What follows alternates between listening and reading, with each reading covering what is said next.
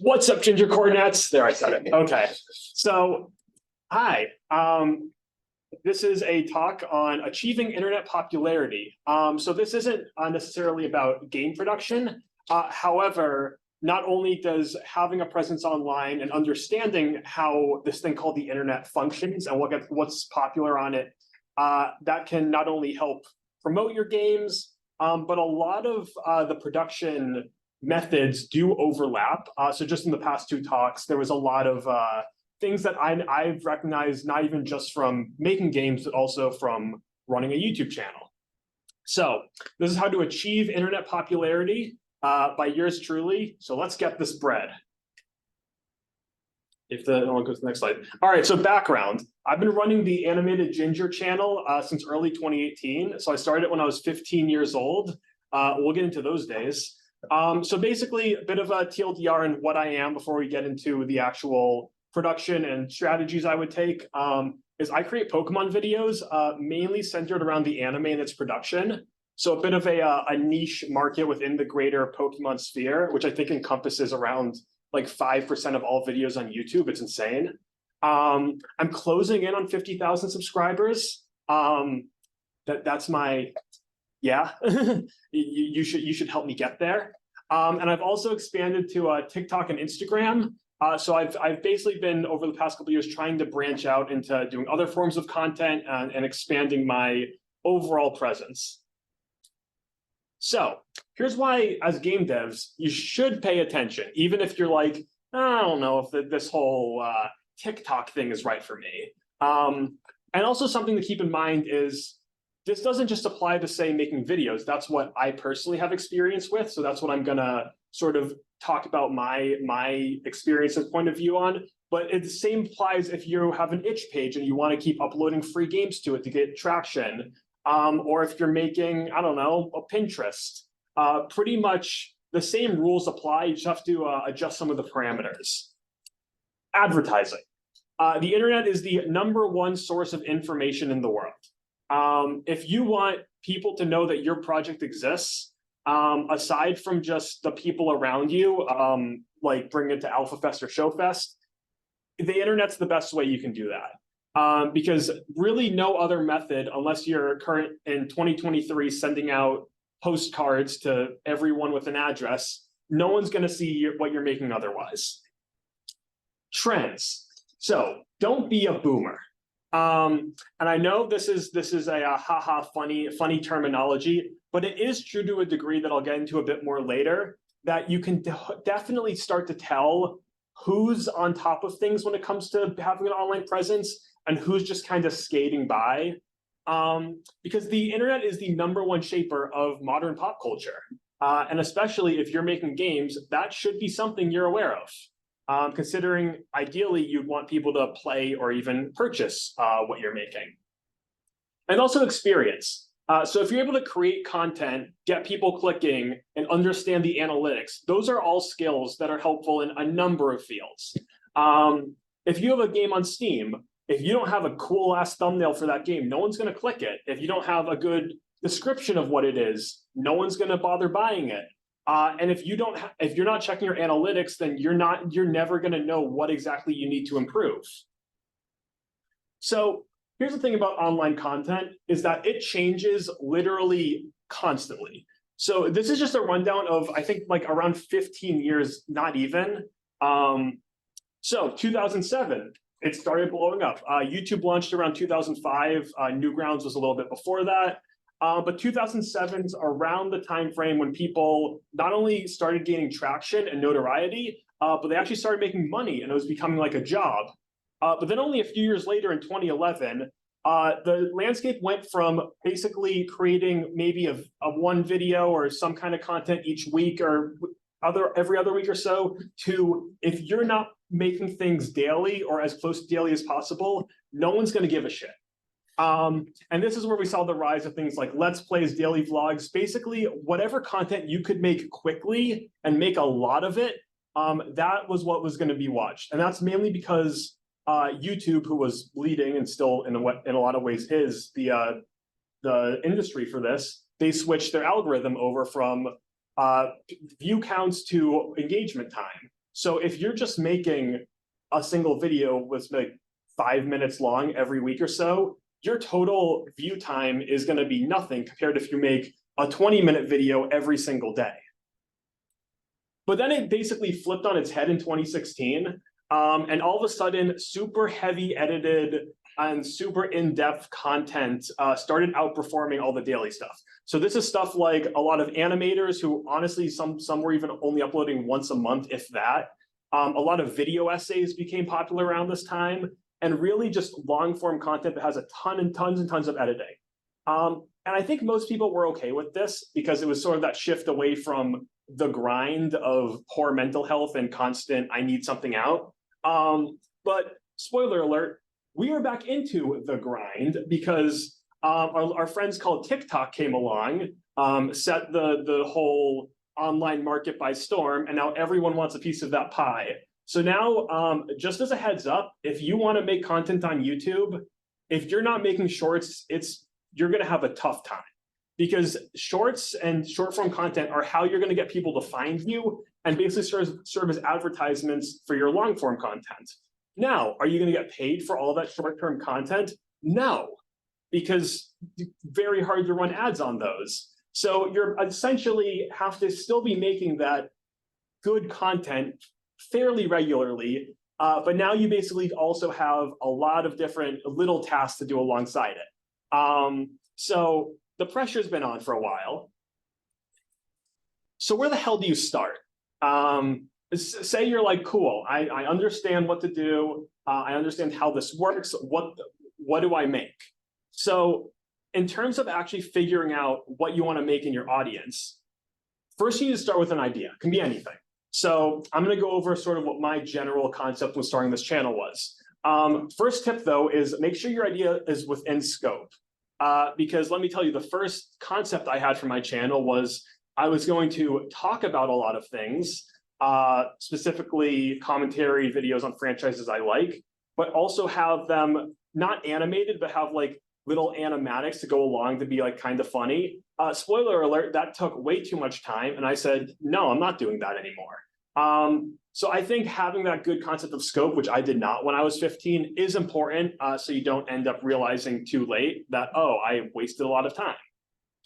So then you have to narrow it down. So once you've started making some content, maybe you're getting some views, that's when you really have to look at your analytics and see what's working, what isn't. So for me, that's when I noticed that anytime I talked about Pokemon, people would click. And anytime I would talk about pretty much anything else in the world, no one cared. So I was like, okay, I'm a Pokemon YouTuber now. Great, fantastic. But then we have to find what clicks within that narrow sphere, because basically having a topic isn't really enough, because you can't just be like, I'm a daily vlogger. And it's like, well, what sets you apart from anyone else? What are you doing in your vlogs? So for me, that was talking about the Pokemon anime, which was more of a niche topic on YouTube compared to, say, like the cards, which now the collecting sphere has gone crazy, or the games, which are still remain probably the most talked about aspect. So I sort of found that niche and then rolled with it. Issue that I had when I found that niche of people only liked when I talked about the Pokemon anime is I was not currently watching the Pokemon anime. So I had a lot of catching up to do, and that was a very, let's just say I didn't go outside a lot while I caught up on about 300 or 400 episodes. But then afterwards, after you find what clicks, then you can start to broaden. So you have to narrow it down to a very small margin is what I would recommend, and then broaden out from there. So I've sort of been trying to emphasize other Pokemon related videos with the same style. So it might be a struggle I had to get a specific pre-order bonus of a game, or it might be, here's why certain production choices are the way they are. So it's not necessarily that sort of very niche circle I put myself into, but I'm trying to keep the same style and expand on the topics I think my viewers might also be interested in. And style is something important, because that's something you have to establish. So 3 videos here, Scott the Woz, Ant Dude, Nathaniel Bandy, all essentially the same genre of they talk about video games and they do decently long videos, basically giving their thoughts on games and topics within the game industry.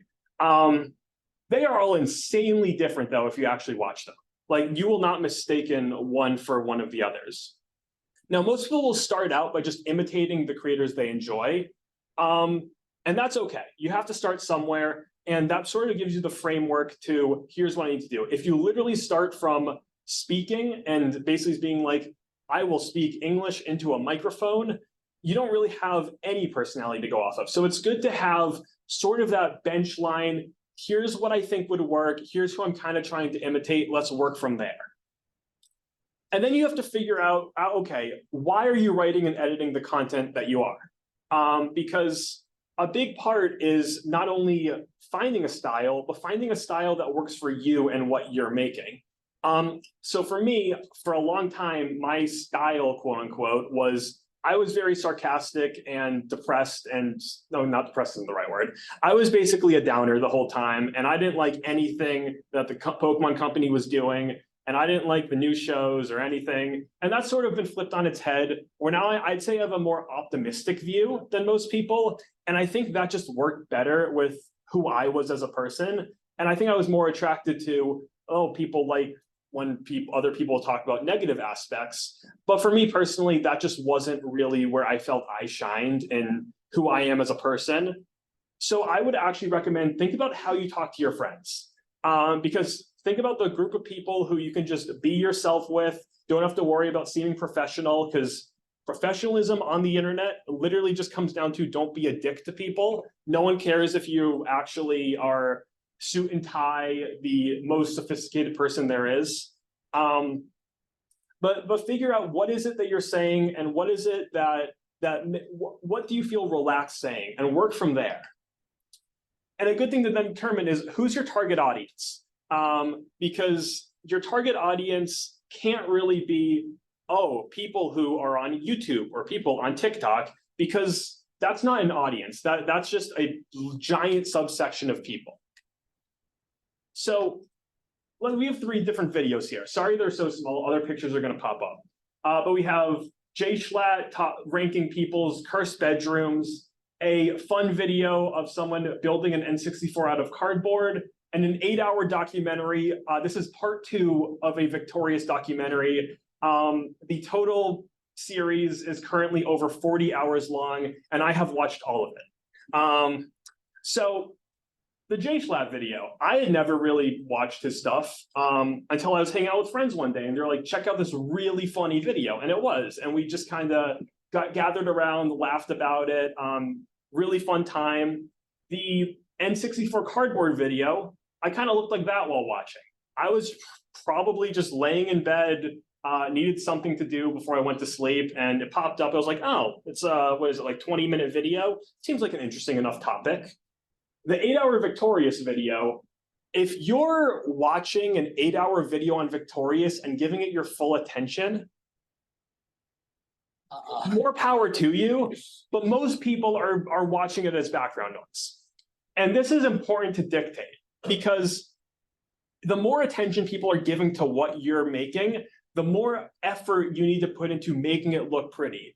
Because when you have an 8-hour video about Victorious, most people are just gonna watch it while they do other things. That's what I did. That's what everyone I know who's seen this series has done. I can tell you for a fact, I've watched I'm on like part 20 of the Chris Chan documentary. I have not watched a single bit of it without playing a game or working on something else.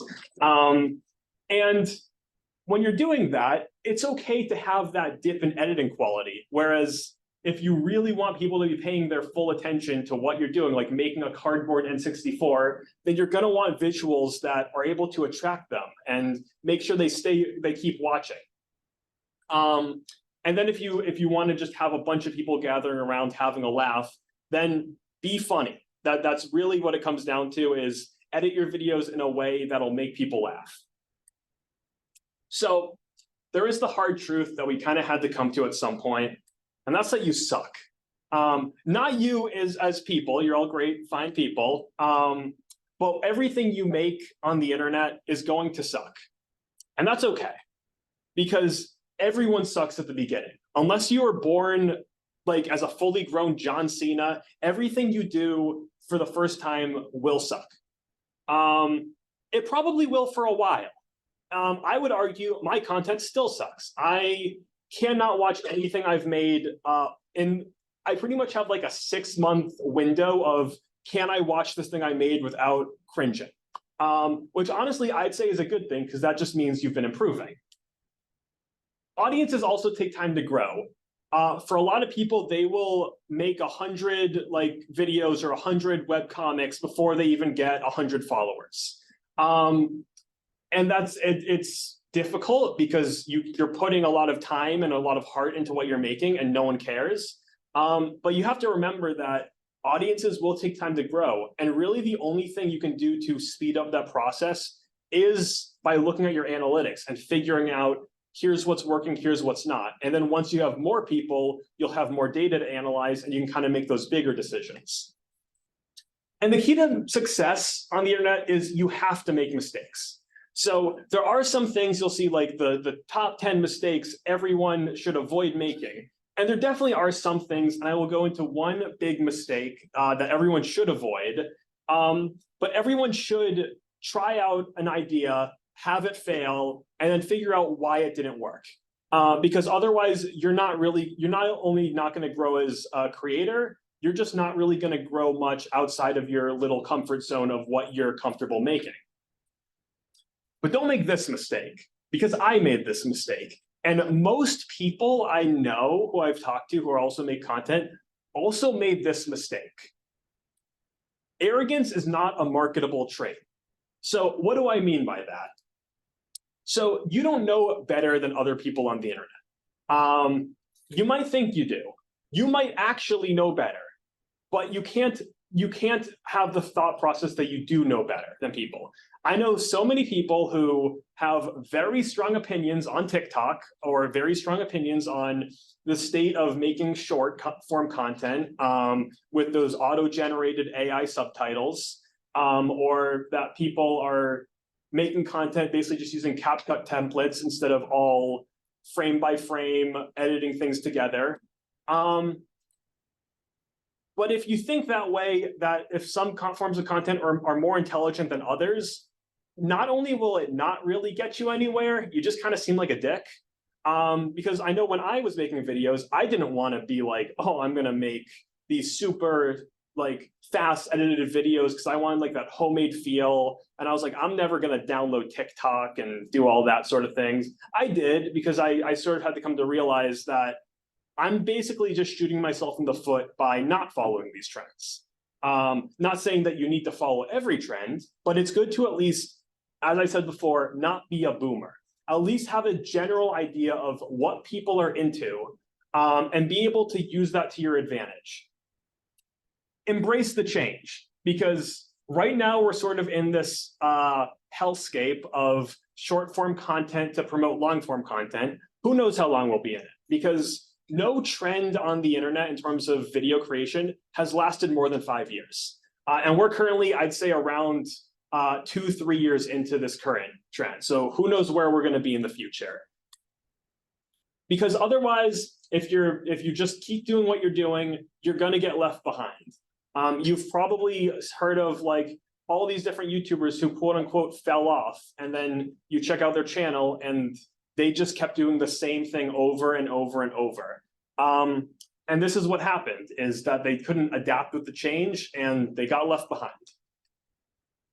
And keep your ego in check. For the love of God, new YouTubers think they know everything. Very similar to after, as Andrew mentioned, you get the internship, you're like, I know everything. You actually get there, you know nothing. And that's what you're gonna realize when you're making your first video and then you post it and then you're like, wow, this is not going how I expected. So just be willing to learn, and that's really the best advice I can give. But here's a few final pieces of advice. So here's a bunch of my recent comments that I will talk about in a sec. And you should read comments, but treat them the same way you would treat getting playtesting credit. So you're gonna get comments with like a lot of good feedback, and you're also gonna get people saying, I don't like this because it's not the kind of thing I like. And you kind of have to figure out what are people saying that's good feedback and what are people saying because they just don't like what you're making. And remember that at the end of the day, you're the one making it, that you don't have to follow every bit of feedback you get. And in fact, most comments you'll get, especially if you start garnering more of an audience, will not be feedback or constructive criticism. They'll just be people saying things. My number one thing I get as a comment is I make videos on Pokemon and people are like, where do I watch it? Like, how do I watch this in insert X country here? And I don't answer them for two reasons. One is they keep asking them, which drives up engagement, which drives up view counts. If I were to answer them, that would be less engagement and less views. So I will keep these people in the dark so that they can help me get more views. Actually, there's three reasons. Number two is I pirate it because the Pokemon company is not good at releasing their stuff outside Japan in a timely manner. And everyone who makes Pokemon videos on the anime has been pirating it, but no one wants to admit it, but we all know it. And the third reason is that you don't need to reply to every comment. It's early on, it's gonna seem exciting that people are saying things, you're gonna wanna reply. But if you really feel like I need to reply to everything and make sure that they're happy and I'm happy, it's just going to be too much work. And you shouldn't gauge your happiness based on what some random person with an anime profile picture thinks of your videos. Actually spend time looking over your analytics. So the YouTube Studio app, which is the one I use the most for analytics, isn't the best in how it shows data, in that it says a lot of things that basically will just make you feel bad. You open it up and it's like, oh, your video performed the worst out of your last 10. You should try harder. And it's honestly very discouraging when things aren't going well. But you do need to get past that, realize, all right, maybe it's not going well. Maybe I need to improve. Figure out how you can improve. Actually look at your analytics. Don't just look at sort by most viewed. Okay, this is getting view counts. They'll sort out things like where people are watching, what device they're watching on. And all those things can help to make a difference, because if most people are watching your content on their computer or on like a TV or a streaming box, then maybe you're gonna want to make things that feel more at home on that than just watching it on your phone vertically. And if you're not enjoying what you're making, don't keep making it. If something's getting a lot of views, but you absolutely hated it, you're just gonna hate your life. At the end of the day, this should be something you're doing primarily because it is fun to make things and have people engage with them online. But if you don't like what you're making, not only will that just be very disheartening when things, if something underperforms, and you're gonna feel like you wasted a month of your life, as I have multiple times during my early years. But the actual quality that you're putting into them is gonna start going down. And really, if you're not enjoying what you're making, it's gonna show through. Unless you're a really good actor, people are gonna sort of be noticing you're not really that engaged in the topic.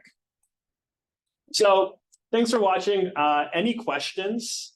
Like, comment, subscribe, I don't know. I already did. Yeah. Jay, I have a question. What's your password? Oh, my fingerprint. All right. Finger. It's proprietary. Yes, Nick. How have you personally taken some of these lessons that you learned from YouTube career? Any marketing campaigns that you working at right now? Yes, I have. So, a little while ago, I was working on ISP Comet Tail Inn. It's a game that didn't really, a lot of people had different things. It was sort of a back end project, so it's not really becoming like a big full project. But I was the head of the marketing for that game. And not to pat myself on the back, but as soon as I took over, because I wasn't the original head of marketing, literally the night I took over and made some changes to the content, our average view count for videos went from about 30 to about 1,000. So there is things that I've learned of, here's what tags to use, here's what's gonna get engagement, here's what's not. And it is things that will help with promoting other games. So currently, you've probably heard of Scoops of Social Isolation. I've been promoting it for quite a while now. And we actually haven't really gone into a huge marketing campaign yet. That is still in the works and it will be up hopefully end of this month. We'll have a lot of content around that on my socials, we'll have a dedicated account for it as well. But really understanding what people engage with and why really helps with creating that marketing content, because you don't have infinite time or infinite ability to make things. So having that understanding will really help you maximize, here's the content you need to make, here's the points you need to get across. Any other questions?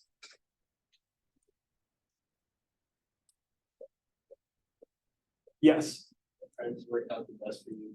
So a big thing is that worked out for me. So around, God, when was it? Like summer after sophomore year, I noticed a general decrease in my views. And that's when I sort of noticed, I was like, okay, I have to rework how I'm approaching things. And my general guidelines and what was working up until that point was 3, 4, 5-minute videos on a topic.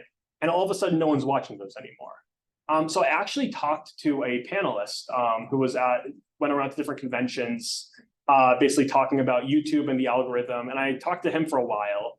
And it was sort of a realization that what I built my channel on wasn't working anymore. And that times had changed. If I don't change with it, like I mentioned here, I'm going to get left behind. And so that was the big change I made where, okay, I'm going to take everything I would have made into like a 3, 4, 5-minute video, cut out all the fluff, make it a short, put it on multiple platforms, and then maybe every month or two, make a longer form video that has not only more of my care into it than if I'm just saying for like a few minutes, here's what happened, here's my thoughts. But it's definitely also just helped out a lot with engagement, because when you make a 4 or 5-minute video, there's going to be some fluff in there. Whereas if I make a video that's tailored for 10, 15 minutes, not only will there be typically there's going to be more fluff, but a bit less percentage of fluff, because you're trying to get it over that like 3-minute guideline of like making it an actual piece of content. But what I noticed was there was definitely, I was a lot more involved, and the people watching it would always seem to care a lot more. So that's sort of the recent trend that's worked for me. But it's a very like open question, because at any point since 2018, the answer is probably different. And that's sort of why I emphasize you need to learn to adapt with the change and don't be a boomer. Yeah, Tate. What specifically did you do to increase views on Commentail ads?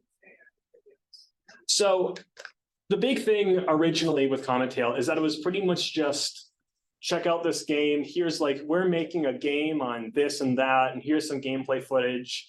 The thing is, like, no one gives a shit. Like, unless you see a game trailer and it's the developer's talking and you're really invested in what kind of game this is, it's not going to get your attention. So when I sort of was like, here's what we need to do, it was a lot more memes and a lot more just taking things from the game, even sometimes adding things to the game that would never be in the final project because it was funny. And all of a sudden we saw these big viewership increases, because this is how you get people to share things. Is that no one's gonna share an informative video about a new project you're making unless they think it is really cool. They might share a video basically with a beaver making fun of the fact that he's always fishing, if we were able to turn that into actually a funny punchline. Yeah, Jay. What's your schedule for it? For just content in general? But also if you want people to pay attention versus if you're just like keeping it on the back burner. So for me, I try to get at least one short out per week. And there are like right now, I think past week I haven't uploaded. There's just been a lot of other stuff. And also my schedule depends very heavily on what's going on within Pokemon. Since if it's a slow week, I don't have much to talk about. But I also will always have like what I call like the backlog of here's things I've recorded, maybe I haven't edited together yet, or just ideas that I've had that's like, all right, not much else going on this week. I can go ahead and make this. So realistically, I'll try to aim for 1 to 2 shorts per week. For the long form content, I have actually been adapting and making some big changes to that within the past few months. So it has been sort of sparse. But my plan going forward with the current projects I've been working on are that there will be around 1 long form video each month. That I'll sort of use I'm using the shorts to basically gauge interest for. Yeah. Connor? Right.